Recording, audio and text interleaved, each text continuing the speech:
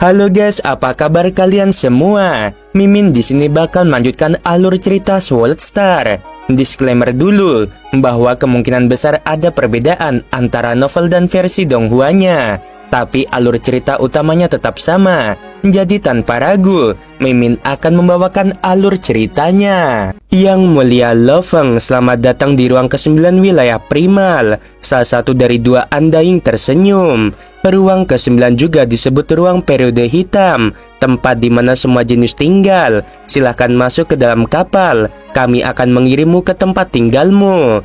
Lo Feng tersenyum dan mengangguk, lalu memasuki kapal. Kapal ini khusus digunakan hanya untuk menyambut dan mengirim tamu. Oleh karena itu, desain dan interiornya sangat mewah dan luar biasa. Tingkat kemewahan itu adalah sesuatu yang tidak dapat dilihat di antara orang kaya biasa di alam semesta. Kapal itu aktif dan dengan cepat terbang menembus ruang ke-9. Setiap jenius memiliki luas wilayah hampir 1 juta kilometer. Tentu saja, tim pengawal Dylan tetap berada di wilayah Lo Feng bersamanya. Saat Lo Feng memasuki area itu, dia mengirimkan seutas kesadarannya ke alam semesta virtual. Di alam semesta virtual, wilayah utama pegunungan Yuxiang, tempat pelatihan, Lo Feng berdiri di lapangan latihan yang luas. Di belakangnya tongkat panjang berwarna emas gelap itu menyemburkan cahaya emas yang tak terhitung jumlahnya. Secara bersamaan, Lo Feng mengendalikan energi rohnya ke tingkat yang tak terbayangkan. Sebagai seorang pengendali master mental yang amplitudo energi rohnya telah mencapai lebih dari 3200, menggunakan persenjataan Nansen jauh lebih mudah daripada sebelumnya. Langit dan daratan di sekitarnya berubah menjadi dunia pedang yang tak berujung. Padatkan, kata Lo Feng. Seketika, seutas energi bilah yang terkondensasi terbentuk dengan cepat di hadapannya. Setelah itu menghilang dan pada saat yang sama, 500 meter jauhnya, satu lagi terbentuk di sana. Setelah berhasil terbentuk, lalu menghilang lagi. Kemudian, 1 kilometer jauhnya satu lagi terbentuk. Di dalam area dunia pedang, benang-benang energi bilah terkondensasi seluruhnya sebelum menyebar. Energi bilah ada di mana-mana. Dunia pedang tingkat kedua, kemahahadiran. Gile namanya guys. Lo Feng tersenyum. Dunia bilah pedang itu segera menghilang, dan cahaya emas yang tak terhitung jumlahnya dengan cepat kembali ke tongkat panjang berwarna emas yang ada di punggungnya. 12 tahun di Gunung Catatan Iblis. Meskipun pemahaman hukumku telah meningkat pesat, itu masih belum cukup bagiku untuk mencapai level maha hadir di dunia pedang. Lo Feng merasa senang dalam hati. Dengan amplitudo energi rohku lebih dari 3200, itu 32 kali lipat dari batas normal, yaitu 100. 32 kali lipat energi roh. Inilah satu-satunya alasan aku dapat dengan mudah mencapai level maha hadir. Jika aku mencoba jembatan surgawi tingkat ke-8, aku mungkin sudah berhasil, pikir Lo Feng. Saat ini, hanya ada Fei Tuo, seorang jenius tingkat universe yang telah melewati level ke-8 jembatan surgawi. Lo Feng baru saja kembali dari Gunung Catatan Iblis. Fakta bahwa slot warisan Catatan Iblis telah dicuri membuatnya sangat tidak tepat waktu untuk mencoba jembatan surgawi, karena semua orang akan segera tahu jika dia telah melewati level ke-8. Juga, hanya karena ia memiliki kekuatan untuk melewati level ke-8, bukan berarti ia harus segera mencobanya. Bahkan dengan kekuatan yang cukup, melewati level ke-8 dan ke-9 secara berurutan akan jauh lebih baik. Sama seperti bagaimana Kelofu memiliki kekuatan untuk melewati level ke-8, tetapi tidak pernah terburu-buru untuk mencobanya. Lo Feng segera meninggalkan tempat latihan dan menjadi seberkas cahaya. Memasuki ruang kerjanya melalui balkon. Duduk di depan mejanya, dia menatap laptopnya, membolak-balik beberapa misi tingkat berbahaya, misi tingkat mustahil dan informasinya. Sebagai anggota wilayah primal, wewenang yang dimilikinya untuk mencari jauh lebih tinggi dari sebelumnya. Aku hanya dapat mengambil 10 misi setiap 100 tahun, dan 100 tahun di sini mengacu pada 100 tahun di antara pertempuran kualifikasi. Lo Feng berpikir, setelah pertempuran, dalam 100 tahun ke depan, paling banyak aku dapat mengambil 10 misi lagi. Setelah 10 misi ini, kurasa intiku akan menembus level penguasa sektor. Ketika saat itu tiba, tubuh bumiku akan menembus level penguasa domain. Bagi Lo Feng, tubuh bumi dapat menembus level penguasa domain kapan saja. Namun saat ia menerobos, ia akan dikirim oleh perusahaan alam semesta virtual. Mereka biasanya akan ditempatkan sebagai gubernur di negara alam semesta mereka sendiri. Meskipun ada banyak manfaat untuk memiliki kekuatan seperti itu, namun hak istimewa khusus para jenius tingkat universe untuk mengambil misi tidak akan ada lagi. Lo Feng tidak pernah mempertimbangkan untuk tinggal lebih lama seperti yang lainnya.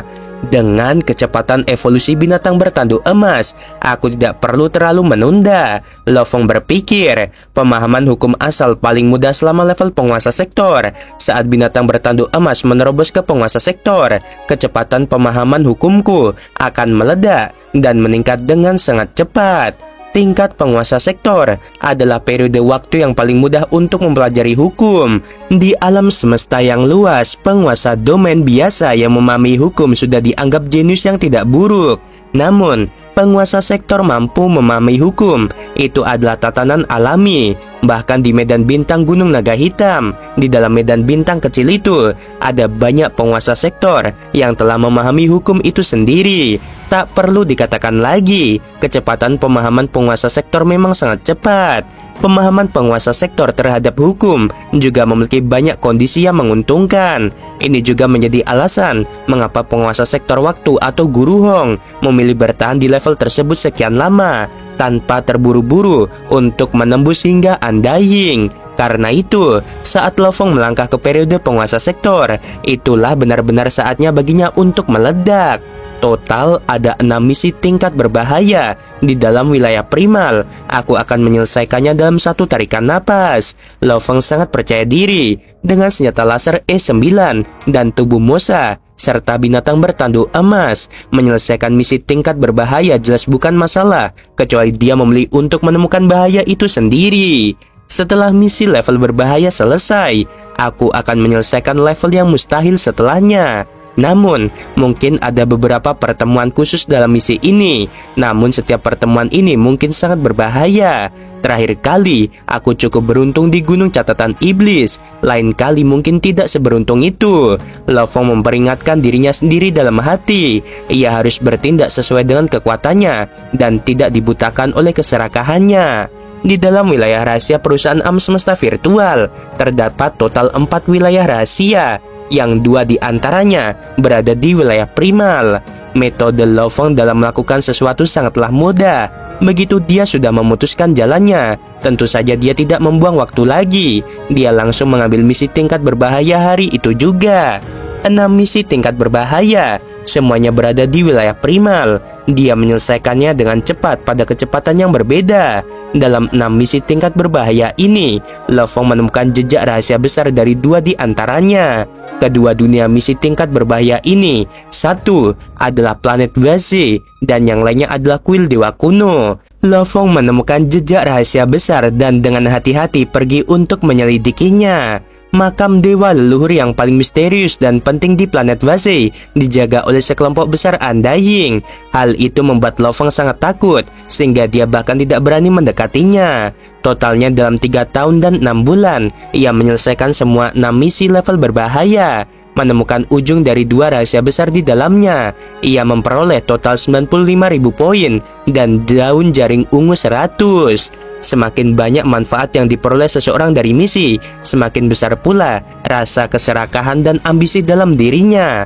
Meskipun dia telah bekerja keras untuk menyelesaikan 6 misi tingkat berbahaya, namun itu masih hanya bernilai 95.000 poin. Bahkan pada nilai tukar tertinggi, 1 elemen campuran untuk 1 poin itu sama dengan hanya 95.000 elemen campuran. Namun hanya 1 pertemuan besar saja memperoleh 100 daun jaring ungu. Itu berarti sekitar 2 juta elemen campuran, cukup untuk membeli bintang Gunung Naga Hitam. Lo Feng untung besar. Daun ungu 100 ini adalah sesuatu yang ingin dibeli gurumu saat itu, tetapi tidak dapat menemukan tempat untuk membelinya. Ketika tanaman merambat kontak awan berevolusi menjadi undying, membiarkannya memakannya akan membuat kekuatannya melonjak. Jika tanaman merambat kontak awan memakannya di level puncak penguasa sektor, ada 10% kemungkinan ia akan menembus ke tingkat undying. Babata sangat bersemangat. Alasan mengapa kemungkinannya tidak tinggi adalah karena efek daun ungu mengubah struktur tubuh. Setelah menyelesaikan 6 misi level berbahaya, Lo-Fong beristirahat sekitar 3 bulan sebelum mencoba misi level mustahil. Galaksi Kebingungan. Ini adalah wilayah kecil di dalam wilayah primal. Ukurannya kira-kira sebesar galaksi Bima Sakti. Misi di Galaksi Kebingungan sangat sederhana. Pertama, temukan 39 batu kristal, hadiah 500.000 poin. Dalam misi tingkat mustahil, jika seseorang masih berani menghabisi secara terang-terangan, itu sama saja dengan bunuh diri. Lo-Fong dengan hati-hati memulai misinya.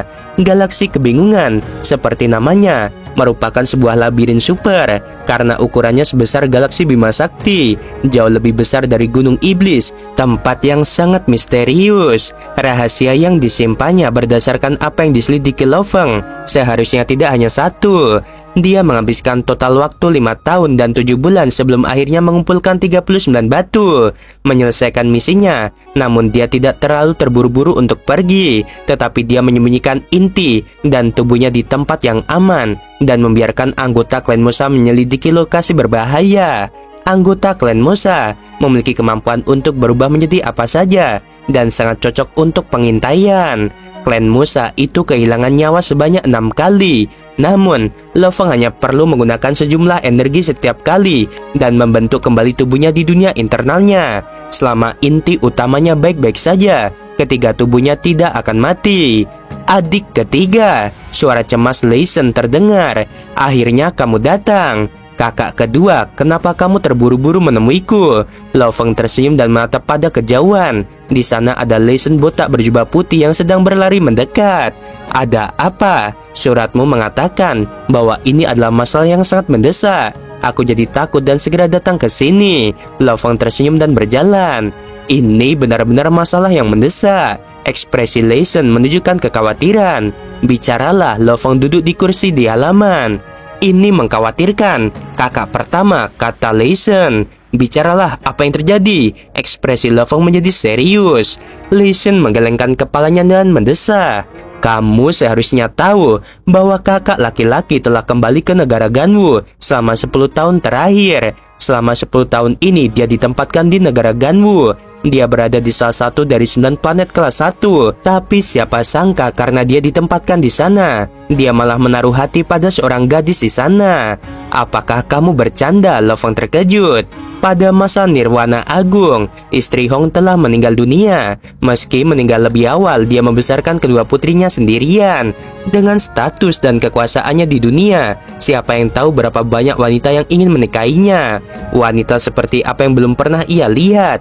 Terlebih lagi, dengan tingkat kondisi mentalnya pada tingkat yang absolut itu, untuk seorang gadis yang benar-benar membuatnya jatuh cinta, itu benar-benar hal yang tidak dapat dipercaya. Ini sungguh kejadian yang sangat langka. Aku sendiri tidak begitu yakin, tapi itu fakta. Leisen berseru. Kamu harus tahu karakter kakak tertua. Saat dia memutuskan sesuatu, bahkan semua orang di dunia atau alam semesta keberatan, itu tidak akan mempengaruhinya sedikit pun. Leisen mengerutkan kening, dan latar belakang gadis ini sangat besar. Keluarganya dengan tegas melarang Hong untuk bersamanya. Lelucon apa ini? Tanya Lo-Fong. Di alam semesta, bahkan dalam keluarga super yang berada di posisi tinggi, biasanya tidak terlalu peduli dengan hubungan di bawah. Sebaliknya, jika seseorang bertemu dengan seorang pejuang sejati, mereka lebih suka mengirim putrinya untuk dinikahi, karena garis keturunan seorang pejuang yang kuat biasanya akan menjadi kuat juga. Hal ini mengakibatkan banyak pria kuat di alam semesta menikahi banyak wanita, dan wanita kuat menikahi banyak pria, kecuali ada keadaan khusus. Seperti seorang undying tiba-tiba jatuh cinta pada seorang gadis dan menyatakan bahwa dia menyukainya. Oleh karena itu, karena takut pada undying ini, keluarga tersebut tentu saja melarang gadis itu untuk bersama orang lain. Namun situasi semacam ini sangat jarang terjadi. Mengapa mereka menghentikannya? Lo-Fong bertanya dengan curiga. Apakah ada makhluk kuat yang jatuh cinta pada gadis itu? Tidak, Lei Shen menggelengkan kepalanya. Kakak pertama juga tidak mengatakannya sendiri. Itu murni keluarga yang menghentikan mereka. Lo Fong mengerutkan kening. Aku mengerti maksud kakak kedua. Tidak ada halangan lain, hanya saja keluarga tidak menginginkan mereka bersama. Benar, Lei Shen mengangguk. Lalu apa alasannya? Tanya Lo Fong. Tidak tahu, keluarga gadis ini tidak mau memberi kita penjelasan. Keluarga mana itu? Siapa andaing di balik keluarga itu? Katakan padaku. Lo Fong mengerutkan kening dan bersiap untuk menyelidiki dengan benar. Karena masalah ini melibatkan kakak laki-lakinya Hong. Dia harus membantu apapun yang terjadi. Lei Shen menggelengkan kepalanya. Aku ingin membantu kakak, tetapi kakak hanya berbicara sedikit tentang hal itu saat kami minum dan frustasi. Lo Fong mengerutkan kening. Aku akan mencarinya. Lo Fong mengetuk udara di depannya dengan lembut. Di sana sebuah layar muncul. Lo Fong mengetuk dan mengirim pesan kepada kakak laki-lakinya. Setelah beberapa saat, Hong berjalan mendekat sambil tersenyum dan berkata, "Kalian berdua ada di sini. Adik ketiga mengapa terburu-buru mencariku?" "Kakak, duduklah," kata Lo Fong. Hong memperhatikan ekspresi mereka dan mengerutkan kening sambil duduk. "Adik ketiga, apakah kamu juga tahu?" Lo Fong mengangguk, menatap Hong dengan serius. "Kakak, apakah kamu serius?" Hong mengangguk tanpa rasa ragu. "Aku tidak pernah menyangka akan ada wanita yang cukup mampu untuk menarik perhatian kakak laki-laki di seluruh jagat raya. Aku benar-benar ingin bertemu wanita ini dan melihat sihir apa yang dimilikinya." Lo Fong tersenyum dan berkata, "Tentu saja." Saat Hong mengangguk, dia langsung mengerti. Hong tampaknya benar-benar jatuh cinta. "Kakak, beritahu aku keluarga apa itu dan siapa Anda yang dibalik keluarga itu?" Lo Fong menatap Hong. "Ceritakan padaku situasinya dan aku akan membantumu.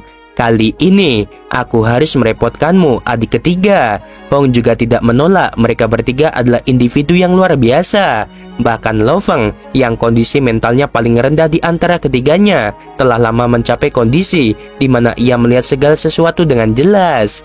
Keluarga itu adalah keluarga Ji, salah satu dari 300 keluarga bangsawan di negara Ganwu. Gadis itu bernama Ji Qing. Hong berkata langsung. Lo Fong mengangguk. Dia segera membuka layar yang melayang di hadapannya, dan di sampingnya Hong dan Lei Shen melihatnya. Dengan wewenang Lo Fong sebagai anggota wilayah primal, jumlah informasi yang dapat ia peroleh sangatlah rinci. Banyak artikel dan informasi langsung muncul di layar, menutupi layar sepenuhnya. "Mengapa kita tidak bisa melihat semua ini?" Lei Shen bertanya dengan rasa ingin tahu. "Di antara informasi di sini, ada beberapa bagian yang bersifat rahasia. Jadi kalian semua tidak boleh mendapatkan informasi seperti itu." Lo Fong tertawa. "Ini juga merupakan bagian dari batasan otoritas jaringan alam semesta virtual." Sambil berkata demikian, Lo Fong dengan lembut mengetuk artikel di bagian paling atas. Itu adalah daftar informasi yang disusun berdasarkan pencarian Lo Fong tentang Undying dalam keluarga Ji. Lo Fong menunjukkan ekspresi terkejut saat membukanya.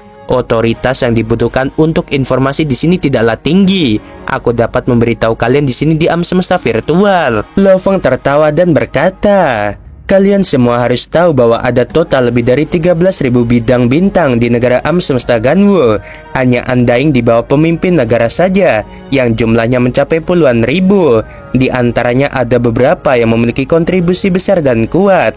Mereka secara alami telah diberi gelar pejabat dan kaisar. Seperti kaisar sejatian, dia berada di tingkat kaisar. Akan tetapi dibandingkan dengan para kaisar di negara Ganwu, kedudukannya jauh lebih tinggi. Undying tingkat pejabat atau kaisar adalah sesuatu yang hanya bisa diberikan oleh kekuatan super seperti duju kapak besar atau perusahaan alam semesta virtual. Terlebih lagi, di antara banyak negara alam semesta, banyak dari mereka tidak memiliki Undying tingkat kaisar. Negara semesta Ganwu memiliki total 32 kaisar dan 268 pejabat. Lo Fong berkata, kekuatan mereka sangat besar. Mereka terkenal di antara lebih dari 10.000 Undying. Hong dan Lei Shen mendengarkan dengan penuh perhatian. Keluarga Ji, wilayah kekuasaan mereka adalah wilayah bintang perbatasan salju. Leluhur keluarga mereka, leluhur pertama yang mendirikan nama keluarga, yaitu Ji Tianchang. Nama tingkat resminya adalah pejabat salju perak. Dia adalah salah satu pejabat yang paling lama mengikuti pemimpin negara. Dia sangat disukai oleh pemimpin. Saat Lo Fong berbicara, alisnya mulai berkerut. Keluarga Ji ini tidak mudah untuk dihadapi. Latar belakang mereka melibatkan pemimpin negara Ganwu. Tentu saja, pemimpin yang berada di atas tidak akan repot-repot mencampuri urusan gadis kecil ini. Sangat kuat, gumam Lei Shen. Hong tampak cukup tenang. Ji Qing, Lo Feng melanjutkan. Level Universe 9, seorang jenius absolut yang langka selama bertahun-tahun yang tak terhitung jumlahnya, sekarang menjadi anggota inti aliansi tentara bayaran. Ekspresi Hong tampak rumit. Dia menggelengkan kepalanya. Dia belum bergabung dengan inti dojo kapak besar saat ini. Dia tidak pernah menyangka bahwa gadis yang tampaknya normal yang disukainya sebenarnya adalah anggota inti aliansi tentara bayaran. Di antara 5 Leviathan, hanya perusahaan alam semesta virtual dan dojo kapak besar yang akan menyelenggarakan kompetisi jenius. Oleh karena itu, 3 kekuatan lainnya sebagian besar menyerap para jenius dalam kegelapan, sehingga mereka yang diserap tidak memiliki banyak reputasi. Lo Feng, Hong, dan Dewa Petir atau Lei Shen, 3 bersaudara bumi ini duduk bersama. Apakah dia anggota inti aliansi tentara bayaran alam semesta atau bukan? Itu tidak ada hubungannya. Hong memandang Lo Feng. Adik ketiga, kamu sudah melihat informasinya. Keluarga Ji ini menghentikan hubunganku dengan Ji Qing. Apakah kamu punya cara untuk menyelesaikan masalah ini? Ya, aku tahu. Lo Feng mengangguk tanpa ragu. Terima kasih. Mata Hong dipenuhi rasa terima kasih. Lo Feng tertawa. Kakak, kau telah menolongku selama bertahun-tahun. Sekarang giliranku untuk membalas budi. Tidak perlu ucapan terima kasih. Gunung Yuxiang di dalam villa wilayah utama Lo Feng. Lo Feng duduk dengan tenang di depan mejanya. Masalah? Babata menggoda sambil duduk di bahunya. Apakah kamu merasa situasinya sedang menyusahkan sekarang? Apa masalahnya? Kakak tidak pernah meminta bantuanku sebelumnya. Dengan kepribadiannya, dia benar-benar meminta bantuan kali ini. Tidak peduli apapun, aku harus melakukan sesuatu. Lo Feng tersenyum. Terlebih lagi, masalah ini bagiku memang tidak terlalu sulit. Aku hanya perlu membuat pilihan. Babata penasaran. Sekarang aku punya 2 cara untuk menyelesaikan masalah ini. Lo Feng berkata, yang pertama adalah bertanya kepada guruku, yaitu Kaisar Sejatian. Dengan statusnya, bahkan negara Ganwu harus menunjukkan rasa hormat kepadanya. Pejabat Silver Snow itu tentu saja tidak akan berani bertindak kurang dari itu. Selama masalahnya tidak terlalu besar, saat guruku muncul, masalah itu akan terpecahkan. Ini adalah metode yang termudah dan paling langsung. Namun, Lo Feng tidak ingin menyusahkan gurunya setiap waktu. Gurunya memang protektif dan memihak padanya, dan dia tidak pernah sekalipun meminta bantuan gurunya sebelumnya. Kadang-kadang meminta. Lo Feng percaya gurunya tidak akan menolak. Namun dalam hati, Lo Feng merasa bahwa kecuali benar-benar tidak ada pilihan, sebaiknya dia tidak merepotkan gurunya. Yang kedua adalah aku harus menerobos ke level penguasa domain sekarang. Lo Feng berkata, begitu aku menerobos, aku akan segera dikirim sebagai gubernur oleh perusahaan alam semesta virtual. Dan di tempat asalku adalah negara alam semesta Ganwu. Menurut aturan, aku akan berada di eselon atas Departemen Negara Ganwu, seseorang dengan tingkat otoritas tertinggi, sebagai jembatan antara perusahaan alam semesta virtual dan negara alam semesta Ganwu. Saat aku mengambil posisi itu, kelompok Undying di negara alam semesta Ganwu, mereka yang berkuasa tetap harus menghormatiku, menunjukkan rasa hormat kepada perusahaan alam semesta virtual.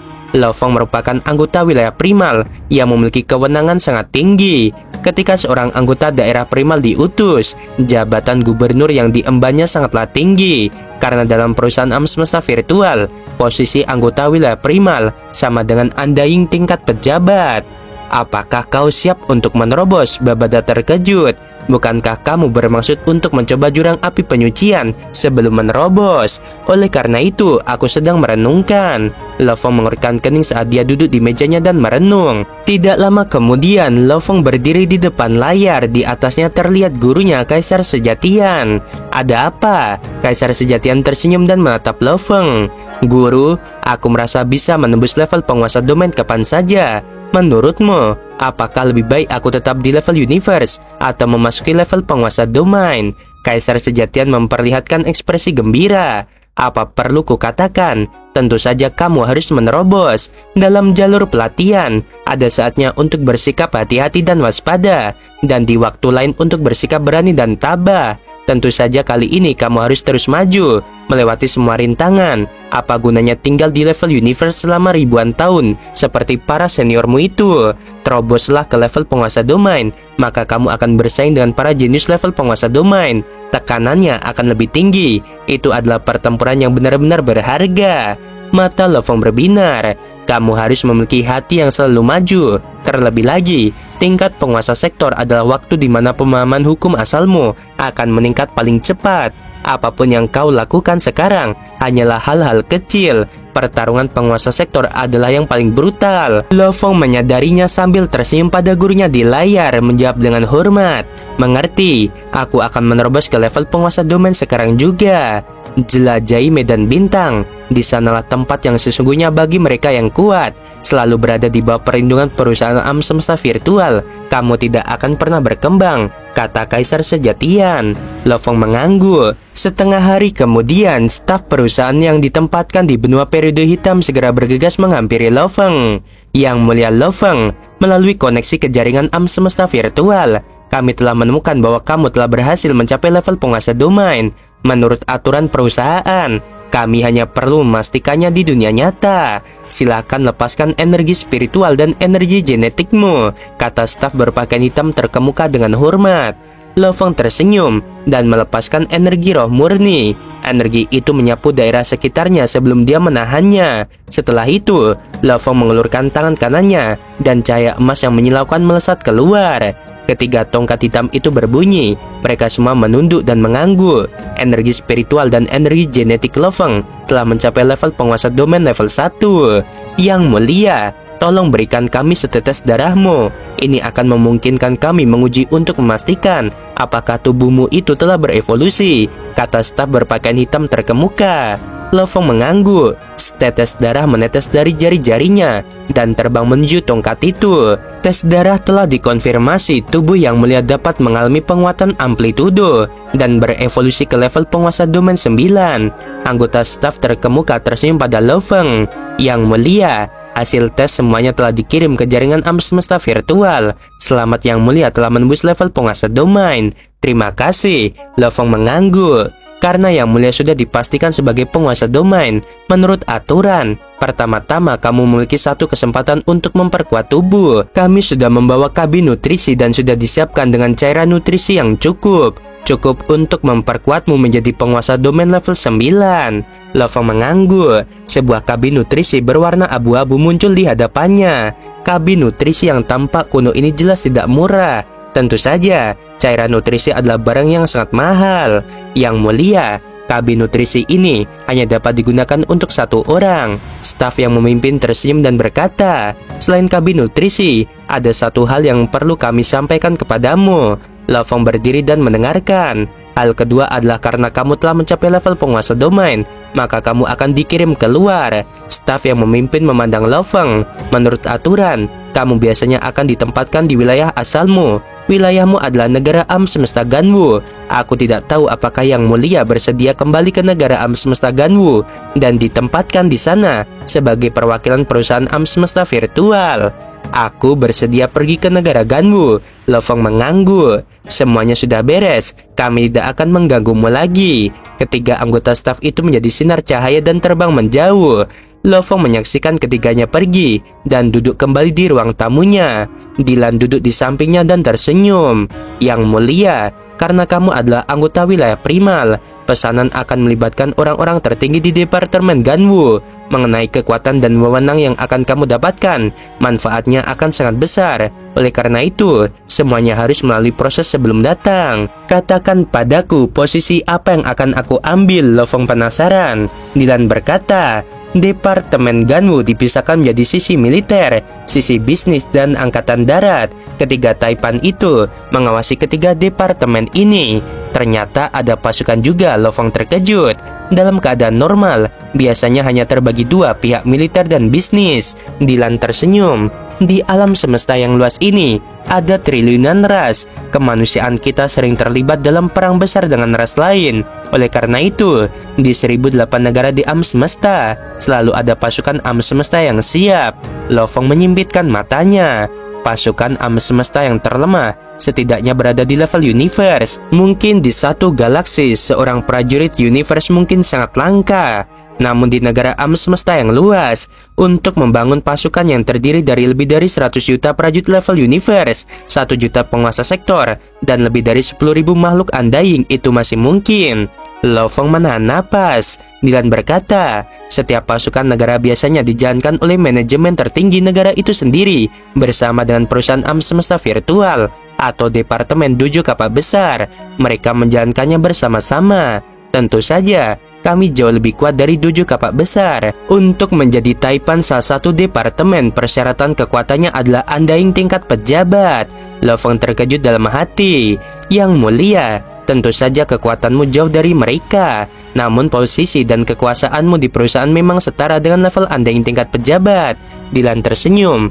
Maka saat kamu kembali ke negara Ganwu, maka level posisimu akan setara dengan ketiga Taipan itu. Karena hal itu, yang mulia, kamu akan menjadi Taipan keempat di departemen Ganwu. Dylan menatap Lo Fong. Lo Fong menahan napas saat mendengarkannya. Oke guys, sampai sini dulu. Aduh, sorry banget kalau suara Mimin beberapa video ini tuh beda ya, karena memang Mimin tuh lagi sakit teman-teman. Nggak tahu udah 3 hari ini belum ya. Doain aja semoga cepet sehat ya. Sebelum video berakhir ya, jangan lupa like-nya weh. Kalau nggak diingetin like-nya dikit, kampret banget kalian ya. Malesin banget.